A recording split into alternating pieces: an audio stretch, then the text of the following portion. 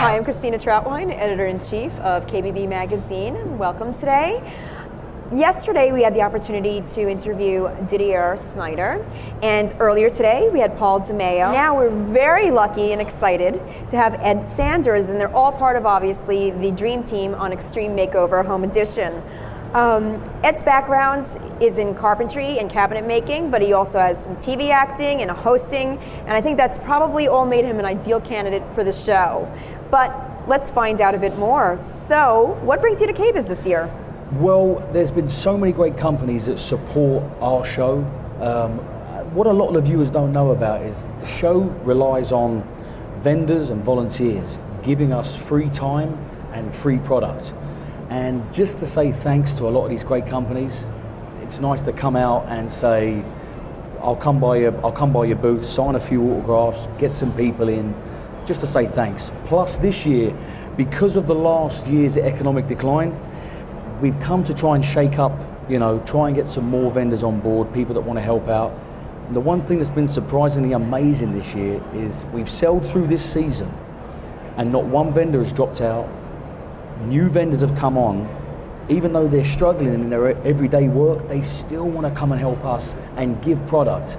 And it's a credit to these companies, because without the companies giving us stuff, I don't have a job and we can't help families. Sure, and I think a lot of it's about helping the families, and everyone feels that and I think wants to support that endeavor. Well, it's changed a lot. The show first started to be about designers trying to design a house and argue and see what would happen. It wasn't until they door knocked the first family that they came out in tears, that all the producers were like, oh my word, the family's crying. Right. Forget the designers, we need a... And it's changed now from talking about a lot of design elements to really focusing on the family and showing America what it's like to have a family member who's got a life-threatening situation, a disease, a dad who's come back from Iraq and has now got no arms or no legs. It basically brings a cause into a family's home for 1 hour every Sunday night. I'm glad it's changed towards the family. We do still talk about design. We do still try and bring the latest things, gadgets, gizmos, to make families' lives easier.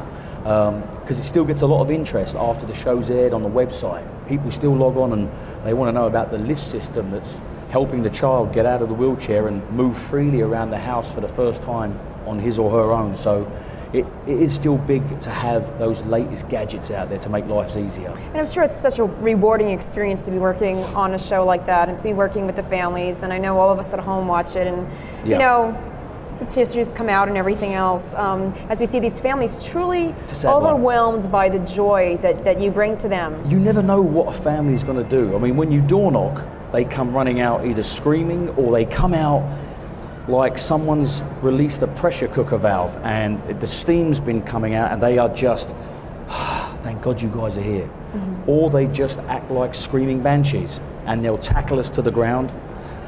But the whole week is working towards that goal of seeing that bus move and seeing the family's reaction. Sure. And I say it to everyone who comes out, if you're able to see a bus move, it's the greatest thing you'll ever see. Because there's usually 2,000 volunteers, there's usually 6,000 to 7,000 fans who have all come together in 1 week to usually help and be a part of a family they don't really know.